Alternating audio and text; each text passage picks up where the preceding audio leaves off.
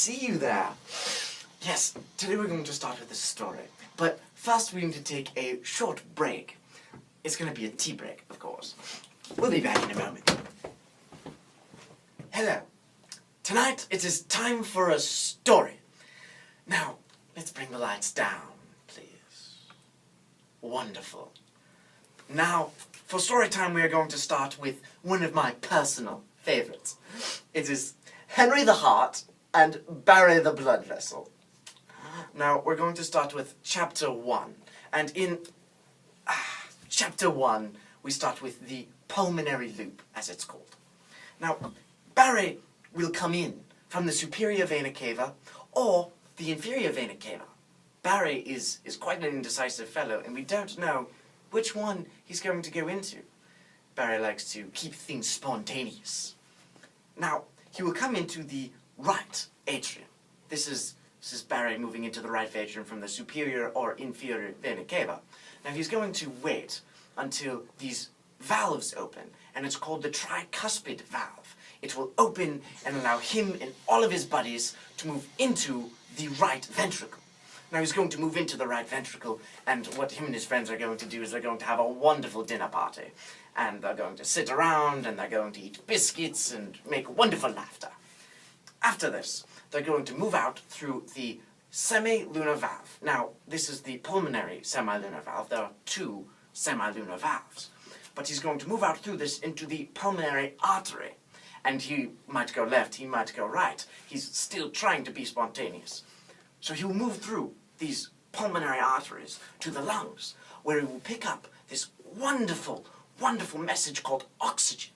Now, this is useful. It's life-saving for some of Barry's other friends. Now, Barry will then take this oxygen, and he wants to run back to his friend Henry the Heart. Henry is a wonderful fellow and helps direct Barry in which way he's going. So, now, Barry comes back to Henry the Heart, and he would enter to Henry the Heart's home, of course, Henry the Heart's home, through the atrium. But this is the pulmonary vein into the atrium. There's the left atrium, of course. And he'll come into this left atrium, and he'll wait until the bicuspid valve. This is bicuspid because, of course, there's only two flaps for this valve. And then he will rush through this valve, and his friends will then wait in the right ventricle. Now, while they're in the right ventricle, they won't have a dinner party. They will have a tea party instead. It's quite brief, but they'll have tea, and they might have some crumpets as well. I don't know what Barry fancies, but that is exactly what he wants. Now, after this, they'll go up through the aortic semilunar valve. This is the second semilunar valve. And then they will rush out into the aorta. Rush out very quickly. Now, the aorta is this big, massive, thick artery. It's huge, and it's necessary because of the amount of pressure that Henry puts on it. And the aortic valve is very crazy because of all this pressure, but he can handle it. He really can handle it.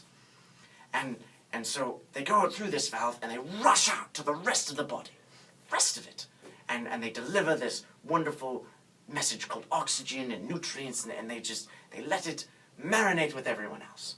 And then, after this, Barry will slowly, because, of course, he's tired after this long journey throughout the entire body, he will return through the superior or inferior vena cava, depending on, of course, which way off of the aorta Barry decides to go. Now, after they return, they will come back and back into the right atrium. Now, after Barry, I forgot to mention this, but, of course, after Barry comes back through the pulmonary vein, that is the start of the systemic chapter of our wonderful story. After that, the cycle will just repeat on and on. It's a wonderful story.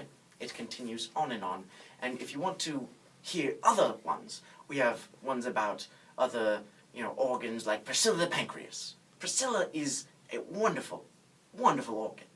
Quite delightful, actually. And this concludes our third story in this chapter. You can find more online. Hello again. If you want to find out any more information, you can go to Mr. Wenning's project room or find something else online. Now, after that wonderful story, Mr. Wenning's project room has quite a nice vignette of all of our culmination of work, and it goes much more in-depth than we have today.